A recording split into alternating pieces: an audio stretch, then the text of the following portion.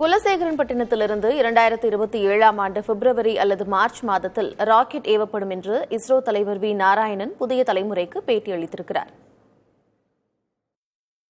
இஸ்ரோ தலைவர் நாராயணன் அவர்கள் நம்முடைய இணைந்திருக்கிறார். சார் வணக்கம், வாழ்த்துக்கள். ஒரு மிகப்பெரிய இலக்கை இஸ்ரோ அடுத்தடுத்து ஒவ்வொரு முறையும் இஸ்ரோவுடைய சாதனையை இஸ்ரோ தான் இது பண்றது. இன்னைக்கு நம்ம லான்ச் பண்ணியிருக்கக்கூடிய இந்த திட்டம் சம்பந்தமாக உங்களுடைய இன்னைக்கு நம்ம LVM-3 ராக்கெட், அதான் நம்ம பாகுபலி ராக்கெட் ஆஃப் இந்தியா. இது 9வது ராக்கெட் இன்னைக்கு வெற்றிகரமாக அனுப்பியிருக்கோம்.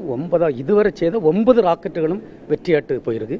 இன்னைக்குள்ள இது பார்த்தீங்கன்னா இன்னைக்கு அமெரிக்கா ஒரு AST கம்பெனிக்காக 5900 கிலோகிராம் எடை உள்ள ஒரு தொலைத்தொடர்பு செயற்கைக்கோளை இந்த வணிக ரீதியாட்டு நமது நாட்டிலிருந்து நம்ம தயாரித்த LVM-3 ஏவூர்தி மூலம் வெற்றிகரமாக அனுப்பியிருக்கோம். இது வெற்றிகரமாக அனுப்பணும்னு பார்த்தீங்கன்னா நாங்கள் 520 kilometre plus minus 15 kilometre circular ஆர்பிட்டாகவும் நாங்கள் எய்ம் பண்ணது. இந்த சர்க்குலர் ஆர்பிட்டில் கிடைச்சது நாங்கள் இது பண்ணியிருக்கோம். பார்த்தீங்கன்னா அக்குரசி பார்த்தீங்கன்னா வித்தின் 2 கிலோமீட்டருக்கு குறைவாட்டு தான் இதாகிருக்கு. 520 ஒரு 1.5 கிலோமீட்டர் டிஃபரன்ஸில் கிடச்சிருக்கு. இது ஒரு one of the best accuracy ever got in the launch vehicle missions of India.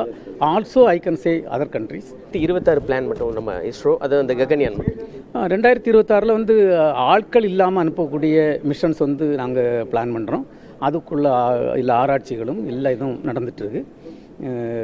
முக்கியமாட்டு அதை அனுப்பிவிட்டு அதுக்கப்புறம் 2027 ஆளை வச்சு அனுப்பக்கூடிய இந்த நம்ம விண் வீரர்களை அனுப்பக்கூடிய அந்த மிஷன் 2027 நாங்கள் டார்கெட் பண்ணுறோம். ஃபைனல் ஒன்று சார், குலசேகரப்பட்டினத்தில் இப்போ அங்கே ராக்கெட் ஏவுதளம் உள்ள எல்லா வேலையும் நடந்துட்டுருக்கு. அந்த இதுக்கு பார்த்திங்கன்னா அந்த திட்டத்தை கொண்டு வந்ததே நம்ம பாரத பிரதமர் நரேந்திர மோடிஜி அவர்கள் தான் கொண்டு வந்தது.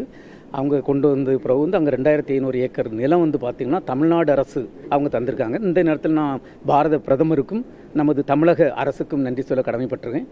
அங்கே எல்லா வேலையும் வெற்றிகரமாக நடந்துட்டுருக்கு.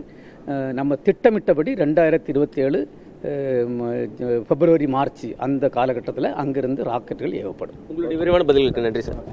புதிய தலைமுறைக்காக ஒளிப்பதிவாளர் ஐயப்பனுடன் செய்தியாளர் விக்னேஷ் முத்து.